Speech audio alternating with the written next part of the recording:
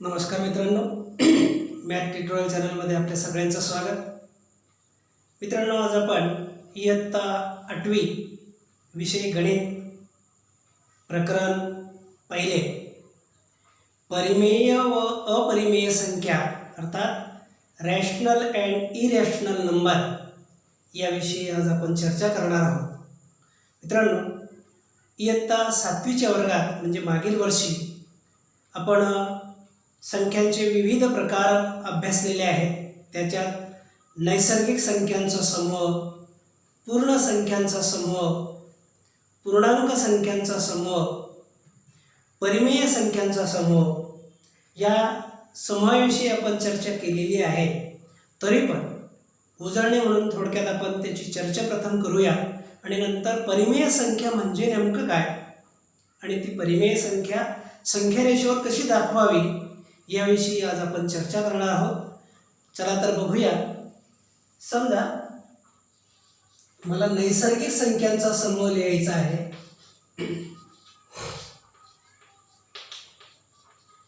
नैसर्गिक संख्या समूह हा लिहिताना आपण 1 या धनसंख्येपासून सुरुवात करतो. 1 2 3 4 अनंतापर्यंत सर्व धनसंख्या यांचं समूह. आपण हे समूह संच रूपाने पण लिहू शकतो. संच रूपाने लिहायचे असतील तर आपण महिरपी कंसाचा वापर करतो. आता या डॅश डॅशचा अर्थ काय? अनंत सर्व धनसंख्या. हा जो संच तयार होतो हा नैसर्गिक संख्यांचा संच तयार झाला. ठीक आहे. नंतर पूर्ण संख्यांचा संच हा कसा लिहिला जातो याचाही आपण अभ्यास केलेलाच आहे. तरी पण उजळणी म्हणून थोडक्यात आपण परत पाहूया. पूर्ण संख्यांचा संच लिहित असताना 0 या संख्येपासून सुरुवात होते आणि सर्व धनसंख्या एकत्र लिहून जो संच तयार होतो त्याला आपण पूर्ण संख्यांचा संच असं म्हणतो. नंतर पूर्णांक संख्यांचा संच,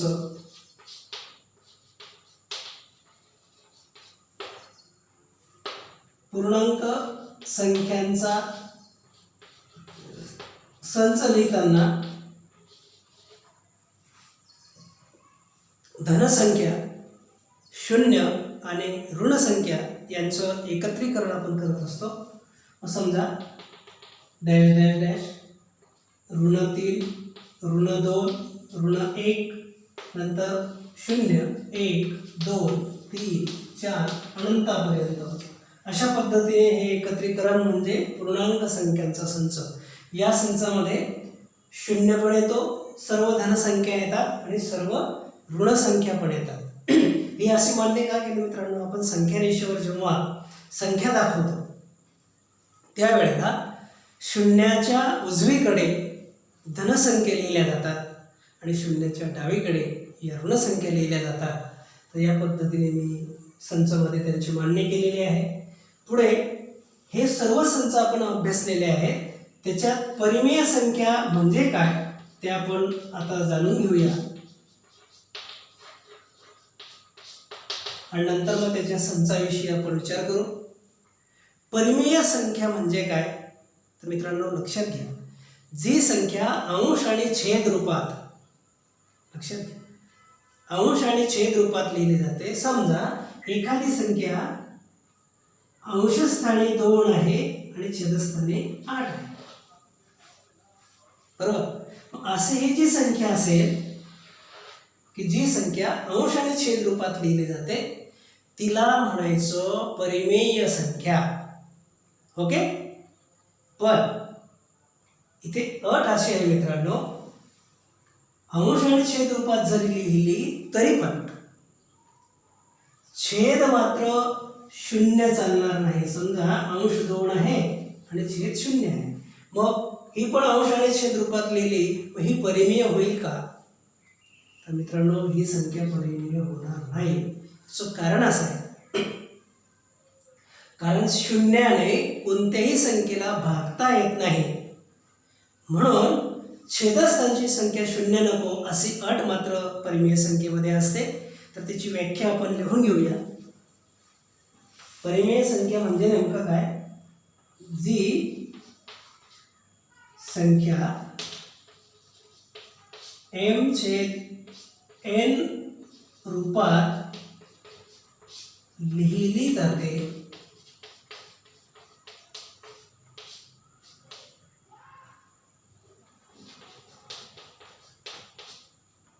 परंतु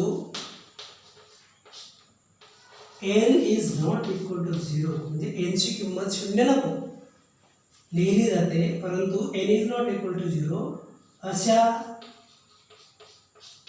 संख्येस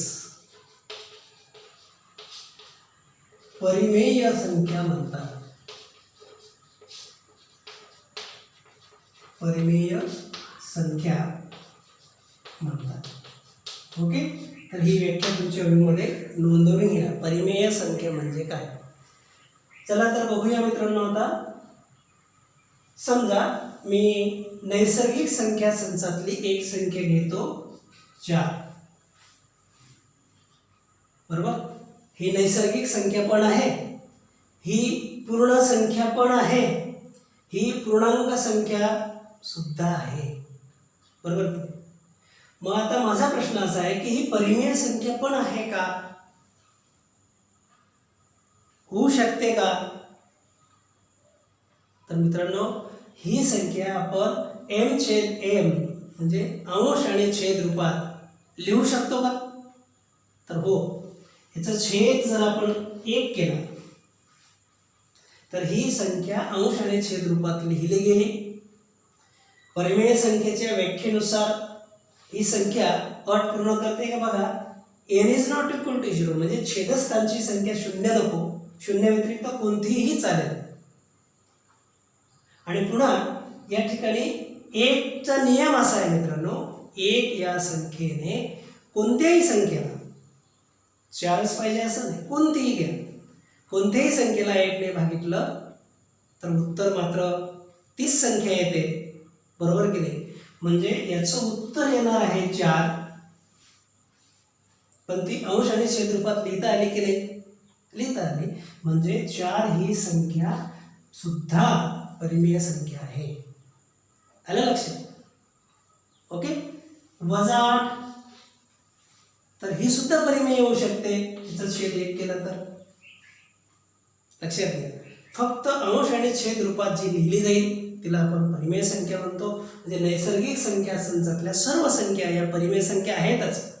पूर्ण संख्यांच्या संचातल्याही परिमेय संख्या आहेत, पूर्णांक संख्यांच्या संचातल्याही संख्या परिमेय संख्या आहेत.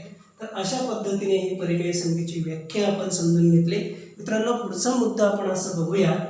आता या सर्व संचातील आपण संख्या रेषेवर जर काढायचं म्हटलं तर बघा मित्रांनो, अशा पद्धतीने आपण संख्या रेषा काढत असतो. एक रेषा काढली, या रेषेवर जेव्हा आपण संख्या मांडणार तेव्हा त्या रेषेला आपण संख्या रेषा म्हणणार, बरोबर. मग मध्यभागी आपण 0 हा निर्देशक स्थापन करतो आणि शून्याच्या उजवीकडे एकक अंतरावर म्हणजे समान अंतरावर धनसंख्या स्थापन करतो आणि शून्याच्या डावीकडे ऋण संख्या स्थापन करण्याचा प्रघात आहे. ओके. मग बघा मित्रांनो, आता नैसर्गिक संख्यांच्या संचातल्या संख्या आपण संख्या रेषेवर स्थापन केल्या. हे बघा इकडे. ओके. पूर्ण संख्यांचा संचातल्या संख्या म्हटल्या तर त्याही स्थापन झाल्या. पूर्णांक संख्या संचातल्या संख्या म्हटल्या तर त्या पण स्थापन झाल्या. मग उरला आता परिमेय संख्या आणि आपल्याला तोच घटक अभ्यासायचा आहे, संख्या रेषेवर परिमेय संख्या दाखवणे. मित्रांनो, संख्या रेषेवर परिमेय संख्या कशा दाखवायच्या तर त्याविषयी आज आपण माहिती जाणून घेणार आहोत. त्या दाखवत असताना आता हा भाग मी पुसतो, तुमच्या वहीमध्ये नोंदवून घ्या. आणि सराव संच 1.1 मधला एक प्रश्न किंवा एक उदाहरण मी या ठिकाणी घेतलेलं आहे, ते आपण या ठिकाणी समजून घेणार आहोत. त्याच्यात काय म्हटलंय बघा, संख्या रेषेवर पुढील परिमेय संख्या दाखवा. या ठिकाणी 7/5 वजा 2/5 वजा 4/5 3/5 5/5 अशा वेगवेगळ्या परिमेय संख्या दिलेल्या आहेत. तर या सर्व संख्या आपल्याला संख्या रेषेवर दाखवायच्या आहेत. मित्रांनो, त्या कशा दाखवायच्या ते आपण आता समजून घेऊया. काय करायचं मित्रांनो, अगोदर आपण संख्या रेषा काढून घ्यायची. अतिशय सोपं आहे, नीट समजून घ्या फक्त. तर आपल्या मोजपट्टीने आपल्या वहीवर एक संख्या रेषा स्थापन करा.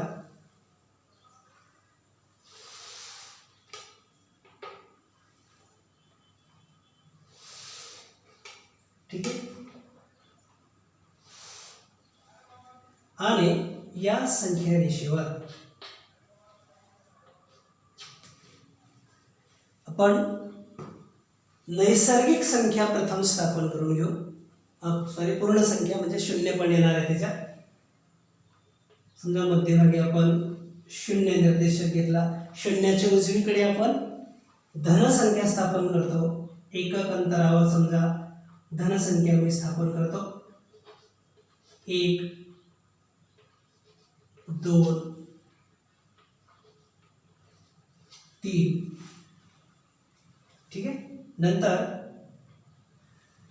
डावीकडे एकक अंतरावर -1 ऋणसंख्या स्थापन होणार. -2 -3. आता हा बाण दाखवला, याचा अर्थ अजून त्या वाढत जाणार आहे. ठीक आहे मित्रांनो, ही पूर्ण संख्या जेव्हा आपण किंवा पूर्णांक संख्या या संख्या रेषेवर स्थापन केल्यानंतर ज्या ज्या परिमेय संख्या आपल्याला स्थापन करायच्या आहेत त्यांचे छेद बघा मित्रांनो, किती दिले प्रत्येक ठिकाणी 5 5 5 5 5. तर अगदी सोपी कृती आहे मित्रांनो. जेवढा छेद आहे तेवढे समान भाग प्रत्येक एकक अंतराचे करायचे. ठीक आहे.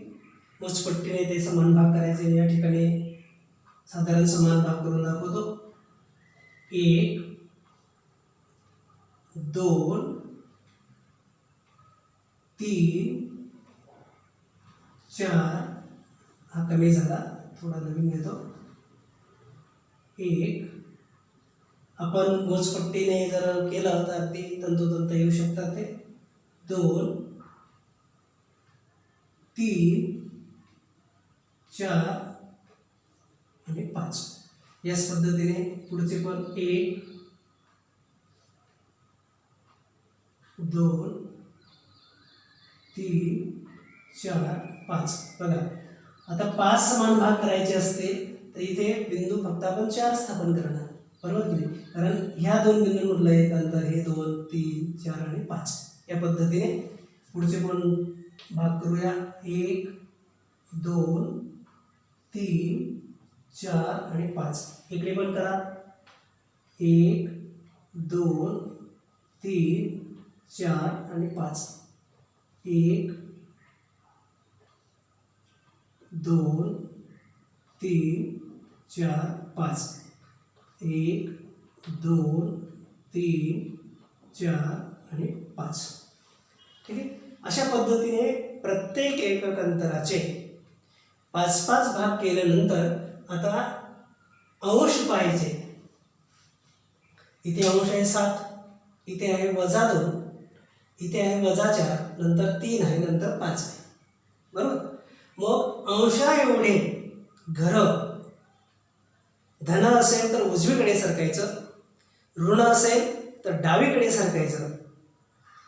मात्र कुठून सुरुवात करायची तर शून्यापासून सुरुवात करायची. आता पहिली संख्या आहे 7/5, बरोबर.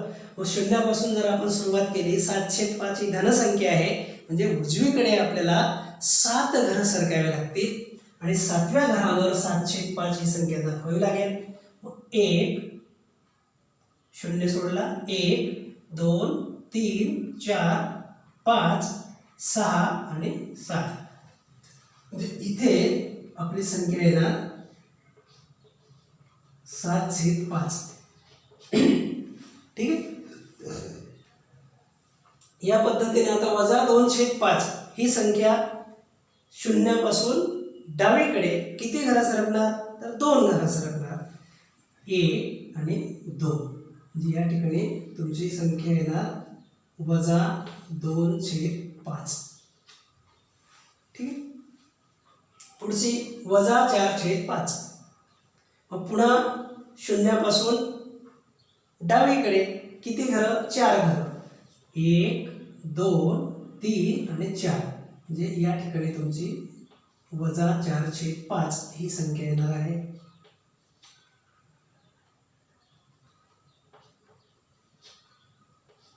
ठीक आहे. पुढे आहे 3/5.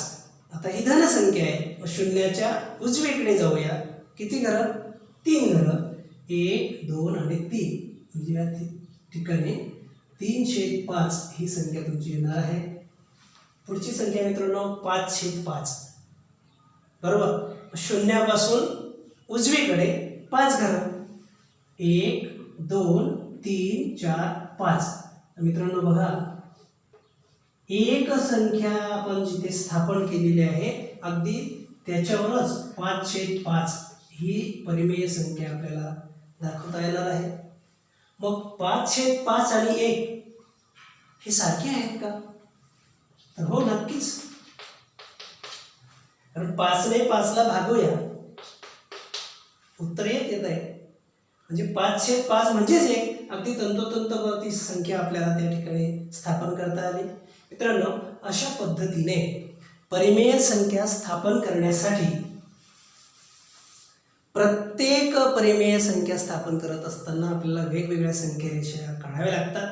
आणि लक्षात घ्या मित्रांनो, प्रत्येक 2 संख्यांच्या दरम्यान अनेक परिमेय संख्या असतात. बघा इथे, आता या 2 परिमेय संख्यांच्या दरम्यान आपल्याला 1 2 3 4 5 या 5 संख्या स्थापन करता आल्या.